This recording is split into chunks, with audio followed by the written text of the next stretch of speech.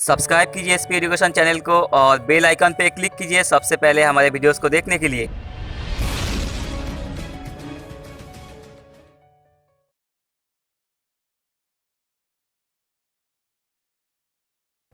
Hello everyone, welcome to our channel SP education. This is Pravagya और अपनी आज की क्लास में हम लोग इकोनॉमिक्स की सीरीज को आगे कंटिन्यू करेंगे। अपनी प्रीवियस क्लास में हम लोगों ने क्या देखा? मनी के हम लोग बेसिक फंक्शंस देख चुके हैं डिटेल में। मनी के सारे टाइप, मनी किस तरीके से इवॉल्व हुई, ये सारे कंसेप्ट हम लोगों ने अपनी प्रीवियस क्लास में कवर करे थे। मनी के डिफरेंट टाइप जितने भी थे, 7-8 टाइप थे, ये हमने देखा था। और आज की क्लास में जो हमें बात करनी थी वो हमारा टॉपिक था मनी सप्लाई को लेके। हमारा टॉपिक था मनी सप्लाई को लेके। क्लियर? तो मनी कितने तरीके की होती है, किस किस तरीके से इवॉल्व होकर ये पेपर करेंसी की फॉर्म में आज अब हमें देखने को मिल रही है, ये सब हम पढ़ चुके हैं। अब क्वेश्चन आता है मनी सप्लाई को लेके। तो पहला क्वेश्चन है मनी सप्लाई होता क्या है। पहला क्वेश्चन है मनी सप्लाई होता क्या है, और दूसरा कंसेप्ट है मनी सप्लाई करता कौन है, मतलब इसके सप्लाई के सोर्सेस क्या है। राइट? ये दो चीजें हमारे पास अवेलेबल है। तो पहले क्वेश्चन का आंसर हम देखते हैं कि मनी सप्लाई होता क्या है। मनी सप्लाई की बात की जाए तो एक टाइम पे, एक पर्टिकुलर टाइम पे आपके पूरे मनी के स्टॉक में से कितना अमाउंट मार्केट में सर्कुलेट हो रखा है। क्लियर? स्टॉक में से, आपके मनी के पर्टिकुलर स्टॉक में से, स्टॉक क्या होता है? जितना लोगों के पास पैसा रखा है, जितना बैंक में पैसा रखा है, मतलब नैरो मनी और ब्रॉड मनी का कंसेप्ट हम लोगों ने देखा था ना। तो वो सारी जितनी भी टोटल चीजें हैं वो सब मनी की ही फॉर्म है। जितना करेंसी विद पब्लिक है, डिमांड डिपॉजिट बैंक के पास रखा है, आरबीआई के पास रखा है, डिफरेंट पोस्ट ऑफिस के पास सेविंग है, अलग अलग ट्रेड डिपॉजिट, सिक्योरिटी डिपॉजिट के कंसेप्ट हैं। These all are included in money. ये सब मनी के फॉर्म है। तो इनको कंप्यूट करना, कैलकुलेट करना कोई बहुत ईजी टास्क भी नहीं है। क्लियर? तो देखेंगे गवर्नमेंट ने कैसे इसके स्टॉक मेजर बनाए हैं इनको कंप्यूट करने के। ठीक है, वो चीज पढ़ेंगे भी और याद भी करेंगे। तो अभी के लिए हमें देखना है स्टॉक में से कितना अमाउंट जो है वो सर्कुलेशन में है। ठीक है, अब एक पर्टिकुलर पॉइंट पे ही देखेंगे। ऐसा नहीं है कि पूरे साल भर कितना सर्कुलेशन में रही मनी, तो आप कैलकुलेट ही नहीं कर पाओगे चीजें। तो स्टॉक में से कितना अमाउंट ऑफ मनी सर्कुलेशन में है at a particular point of time, at a particular point of time. Clear? ये चीज हमें माइंड में रखनी है। कोई टाइम पीरियड आपको निश्चित करके देना है, ऐसा नहीं आपने बोल दिया सर्कुलेशन में है तो कब से कब तक, तो ये नहीं। क्या है हमारा word? At a particular point of time. तो ये कंसेप्ट हो जाता है मनी सप्लाई का। Now the question is who supply money. Money को सप्लाई कौन कर रहा है, और या फिर सोर्सेस क्या है मनी सप्लाई के। तो there are 3 sources of money supply. 3 sources हैं। कौन कौन है देखेंगे ध्यान से। फर्स्ट सोर्स है government. Now what government is doing? Government क्या कर रही है? गवर्नमेंट जो है वो क्या करती है, मनी किस तरीके से सर्कुलेट करती है, तो आपको पता होना चाहिए जितने भी कॉइन्स होते हैं, जितने भी सिक्के हैं, वो सब गवर्नमेंट की मिंट में, गवर्नमेंट की मिंट होती है, टकसाल होती है, उसमें बनते हैं। प्लस 1 रुपी का नोट जो होता है, बाकी सारे नोट नहीं, सिर्फ ₹1 का नोट जो है ये कौन बना रहा है, ये कौन इशू कर रहा है? ये कर रही है government. Question can come like this कि कॉइन्स इशू करने की अथॉरिटी किसके पास है, तो कॉइन इशू कौन कर रहा है? गवर्नमेंट। अब नहीं पता होगा, नहीं पढ़ा होगा, तो पता तो ये है कि करेंसी इशू कौन करता है? आरबीआई। तो टिक किस पे कर देंगे? आरबीआई पे। बट नहीं, यहाँ पे गवर्नमेंट जो है जितने भी सारे आपके कॉइन्स हैं प्लस 1 रुपए का जो नोट होता है, ये इशू कौन करता है? ये इशू करती है गवर्नमेंट। सेकेंड आते हैं आरबीआई पे। RBI is reserve bank of India, central bank है जो कि हमारा। अब सेंट्रल बैंक में ना तो मैं पैसे डिपॉजिट करवाने जाती हूं, ना मैं सेंट्रल बैंक से लोन लेती हूं, यानी सेंट्रल बैंक पब्लिक के डायरेक्ट कांटेक्ट में नहीं आता है। तो सेंट्रल बैंक करता क्या है, नेक्स्ट बैंकिंग ही टॉपिक है, वहां पे बेसिक देखेंगे। तो आरबीआई बेसिकली, आरबीआई के पास सोल अथॉरिटी है, एक काम तो हम इसका आज ही देख रहे हैं। आरबीआई के पास सोल अथॉरिटी है किसकी? Of note issue. Note issue करने की अकेली अथॉरिटी किसके पास है? आरबीआई के पास। आरबीआई के अलावा कोई और बैंक, जितने भी कमर्शियल बैंक है, वेदर प्राइवेट वेदर और गवर्नमेंट, और गवर्नमेंट जो है आपकी, ये भी नोट इशू नहीं कर सकती। नोट इशू कौन करेगा? आरबीआई। आरबीआई है क्या? आरबीआई हम कहेंगे एक तरीके से रेगुलेटरी बॉडी है। क्या है? रेगुलेटरी बॉडी है। अब कंट्रोल वर्ड नहीं बोलते, रेगुलेटरी बॉडी बोलते हैं, कंट्रोल नहीं वर्ड एप्रोप्रिएट रहता। तो रेगुलेट किसको करती है आरबीआई? आरबीआई रेगुलेट करती है बैंकिंग सिस्टम को। किसको करती है? बैंकिंग सिस्टम को। कैसे क्या तो बैंकिंग में पढ़ना है, बट अभी के लिए इतना जानना है, आरबीआई जो हमारा सेंट्रल बैंक है, सोल अथॉरिटी होती है नोट इशू करने की। तो मनी सप्लाई का काम एक गवर्नमेंट का हुआ, एक आरबीआई का हुआ। इसके अलावा किसका होता है? इसके अलावा होता है कमर्शियल बैंक का।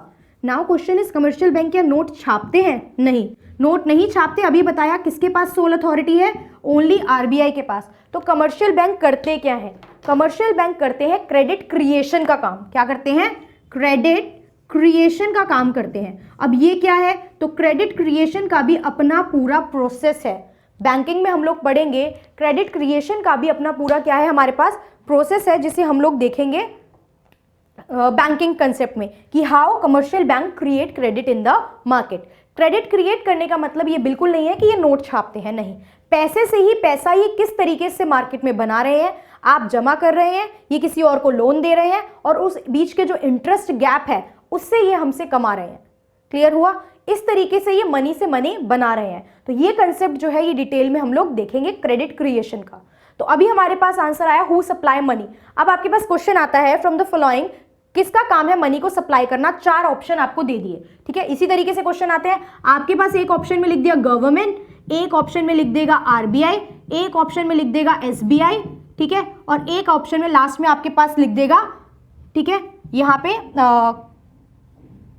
कोई भी और बैंक का एग्जांपल ले लो, कोई फाइनेंशियल इंस्टीट्यूशन ले लो, किसी का नाम लिख दिया। क्लियर? तो अब यहाँ पे क्या हमने कोई फाइनेंशियल इंस्टीट्यूशन पढ़ा है?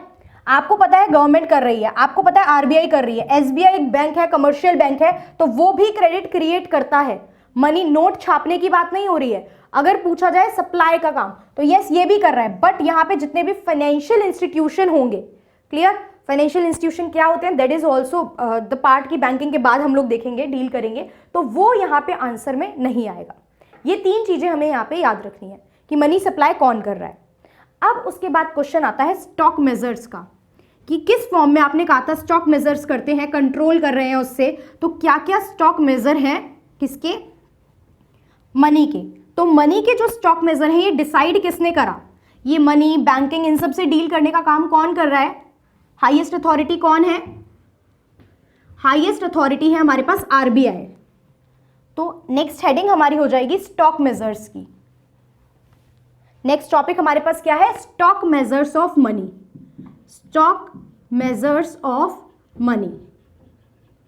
स्टॉक मेजर्स ऑफ मनी हमारी नेक्स्ट हेडिंग है। अब stock measures of money decide किसने करा?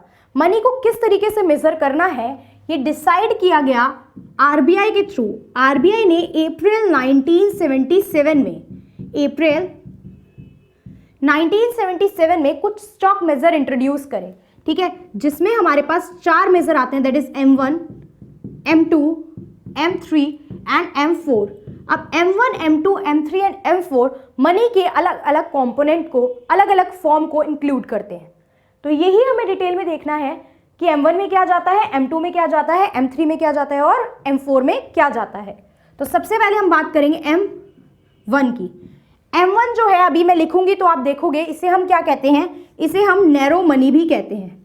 क्या कहते हैं? नैरो मनी भी कहते हैं। नैरो मनी हमने अपनी प्रीवियस क्लास में पढ़ा है क्या होती है, तो अब क्या होती है वो यहाँ लिखेंगे C। पिछली क्लास में बताया था C stand for currency with public, साथ साथ इसको लिख भी लेंगे, C stand for currency with public. Next is DD stand for demand deposit, ये भी बताया था डिमांड डिपॉजिट को डिमांड डिपॉजिट क्यों कहते हैं। Third one is other deposit. Other deposit क्या? आरबीआई के पास जितने भी कमर्शियल बैंक के डिपॉजिट होते हैं वो सारे इस अदर डिपॉजिट में इंक्लूड किए जाते हैं। तो M1 में क्या क्या गया? Currency, demand deposit, currency held with the public, demand deposit and other deposit. ये समझ में आया? अब कंसेप्ट आता है हमारा M2 का। M2 में सबसे पहले तो जाता है M1 के सारे कंपोनेंट। M1 के सारे कंपोनेंट मतलब C, ये तो अभी याद हो जाएगा, बार बार इतनी बार इसको लिख लेंगे, C plus DD plus OD। C is currency with public, demand deposit and other deposit, यानी M2 में M1 तो इंक्लूड होगा ही होगा, प्लस एक्स्ट्रा क्या इंक्लूड कर रहे हो, एक्स्ट्रा हम इंक्लूड कर रहे हैं saving with post office bank, saving with post office bank. अगर ये बात नहीं पता थी तो अभी पता कर लेनी है कि पोस्ट ऑफिस में भी सेविंग करवाई जाती है। जिस तरीके से आप बैंक में अपना अमाउंट लेके सेव करवाते हो, इस तरीके से पोस्ट ऑफिस में भी क्या होती है, लोग अपना अमाउंट सेव करते हैं और उस पर उनको क्या मिलता है, इंटरेस्ट रेट मिलता है। तो जितने भी सेविंग पोस्ट ऑफिस में आप लोगों ने, मतलब जितने भी लोगों ने करा रखी है, वो M2 में इंक्लूड होती है। तो कंपैरेटिवली M2 से लिटिल बिट ब्रॉडर हुआ, बट अगेन M2 भी क्या कहलाता है, नैरो मनी ही कहलाता है। एक ही चीज तो बढ़ी है, बहुत ज्यादा कुछ तो बढ़ा नहीं, तो ये दोनों अभी क्या है, नैरो मनी के फॉर्म है। इसके बाद हम बात करते हैं किसकी, M3 की। M1 आ गया, M2 आ गया, M3 आ गया। M3 देखते हैं। M3 में क्या चीज जाएगी, M3 में सबसे पहले तो M1 के कंपोनेंट गए। M1 के कंपोनेंट क्या, C plus DD plus OD, ठीक है। तो एक्स्ट्रा क्या जाएगा, एक्स्ट्रा जाएगा यहां पे हमारे पास time deposit, time deposit with bank. अब डिमांड डिपॉजिट का मीनिंग तो देख लिया था, what is this time deposit. Time deposit क्या होता है, डिमांड डिपॉजिट जब आप डिमांड करोगे तब आपको रिटर्न में बैंक को वापस करना पड़ेगा, बट टाइम डिपॉजिट होते हैं जो एक फिक्स्ड टाइम के लिए आपने क्या कर रखा है, इन्वेस्टमेंट कर रखी है। जैसे हमारे RD वगैरह ये सब चीजें होती हैं, इनमें टाइम पीरियड फिक्स होता है कि आप इतने टाइम से पहले इसको क्या नहीं कर सकते, विड्रॉ नहीं करा सकते, रिडीम नहीं करा सकते हो। तो ये चीजें क्या कहलाती हैं, ये टाइम डिपॉजिट कहलाती हैं। तो ये सारी चीजें किसमें जाएंगी, M3 में। मतलब M1 के सारे component C plus DD plus OD and time deposit with the bank. इसके बाद लास्ट जो आता है वो आता है M4। अब M4 में क्या क्या चीजें जाएंगी, M4 में M3 वाले सारे कंपोनेंट, M3। अब M3 के सारे कंपोनेंट मतलब M1 तो आएगा ही आएगा, यानी कि C plus DD plus OD तो गया ही गया। इसके अलावा ये जो TD है, दैट इज टाइम डिपॉजिट, ये भी जाएगा। M3 प्लस लिखा है तो M3 के सारे कंपोनेंट यानी M1 वाले तीनों, ये जो M1 के थे प्लस उसके बाद हमारा ये जो टाइम डिपॉजिट था ये गया। इसके अलावा इसमें एक चीज और क्या जाएगी, all deposit with post office, all deposit with post office. All deposit मतलब यहां पे आपने सिर्फ सेविंग लिखा था, अब जितने भी टोटल डिपॉजिट है हमारे पोस्ट ऑफिस के पास, कोई सिक्योरिटी खरीदी है, पोस्ट ऑफिस ने कई बार कोई सिक्योरिटी निकाली हो अगर अपनी, वो आपने परचेज कर रखी है, तो उस टाइप की सारी सिक्योरिटी वाला कंसेप्ट भी यहां पे इंक्लूड किया जाएगा। बस एक चीज जो है जो इंक्लूड नहीं होती, जो याद रखनी है, जिससे क्वेश्चन आपको कंफ्यूज कर सकता है, other than NSC, national saving certificate. बस इसे याद रखना है कि नेशनल सेविंग सर्टिफिकेट यहां पे इंक्लूड नहीं होता, सारी डिपॉजिट इंक्लूड की जाएंगी, बस नेशनल सेविंग सर्टिफिकेट जो है वो इंक्लूड मनी के स्टॉक मेजर में नहीं करा जाएगा। तो M4 में हमने क्या देखा, M3 plus all deposit with post office other than national saving certificate. तो ये जो M4 था ये कितना ब्रॉडर कंसेप्ट था। तो ये जो M3 और M4 दोनों होती हैं, इनको क्या कहा जाता है, ब्रॉड मनी कहा जाता है। क्या कहा जाता है, ब्रॉड मनी। तो ये जो M1 एंड M2 है ये नैरो कंसेप्ट ऑफ मनी है, एंड M3 एंड M4 है ये ब्रॉडर कंसेप्ट ऑफ मनी है। सीधा याद रखना है, कई बार ऊपर लिख के देगा कि M1 के कंपोनेंट क्या क्या होते हैं और नीचे ऑप्शन में कंपोनेंट लिख के आपसे क्वेश्चन पूछा जा सकता है। एक क्वेश्चन और जो इसका आ सकता है वो कहेगा लिक्विडिटी की फॉर्म में डिफरेंट स्टॉक मेजर्स को अरेंज कीजिए। लिक्विडिटी की फॉर्म में डिफरेंट स्टॉक मेजर्स को अरेंज करने को कहेगा। तो लिक्विडिटी का मीनिंग हमने प्रीवियस क्लास में क्या देखा था कि जिस चीज को हाईली क्या होती है, लिक्विड होती है, वो जल्दी इन कैश हो जाती है, जो चीज जल्दी कैश में चेंज कराई जा सकती है। तो आप देख रहे हैं जो नैरो मनी है, करेंसी विद पब्लिक मेरे पास कैश में है, डिमांड डिपॉजिट बैंक से मांगा आ गया, ये चीजें जल्दी कंपैरेटिवली इन कैश कराई जा सकती हैं, रेदर देन मैं जाके जो पोस्ट ऑफिस की सिक्योरिटी पड़ी है उसे बेचूं। ठीक है, तो ये जो ऊपर वाले फॉर्म है ये ज्यादा लिक्विड होते हैं कंपैरेटिवली M3 एंड M4 के। तो अगर अरेंज करने को आता है in the form of liquidity तो हम किस फॉर्म में अरेंज करेंगे, सबसे पहले जाएगा M1, उसके बाद जाएगा M2, देन जाएगा M3 एंड देन जाएगा M4।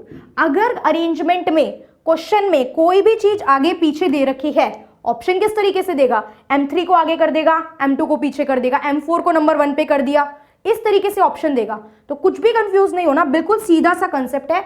M1, M2, M3 and M4 ये अरेंज करा हुआ है एज पर द लिक्विडिटी। यहां तक का कंसेप्ट क्लियर हुआ। तो आज हमने बेसिकली मनी का सारा कंसेप्ट यहाँ पे कवर कर लिया है। मनी क्या था, फंक्शंस, टाइप्स क्या थे, कैसे इवॉल्व हुई, मनी के स्टॉक मेजर्स क्या होते हैं। अगली क्लास से जो हम लोग पार्ट स्टार्ट करेंगे वो बैंकिंग का करेंगे। बैंकिंग क्या, कितने टाइप के बैंक हैं, क्या क्या रेगुलेशन एक्ट जो है वो बैंकिंग को लेके चल रहे हैं, फंक्शंस क्या होते हैं बैंक के, ये सारे कंसेप्ट हम लोग अगली क्लास से स्टार्ट करेंगे। Okay, so that's all for today. Thank you for watching the video.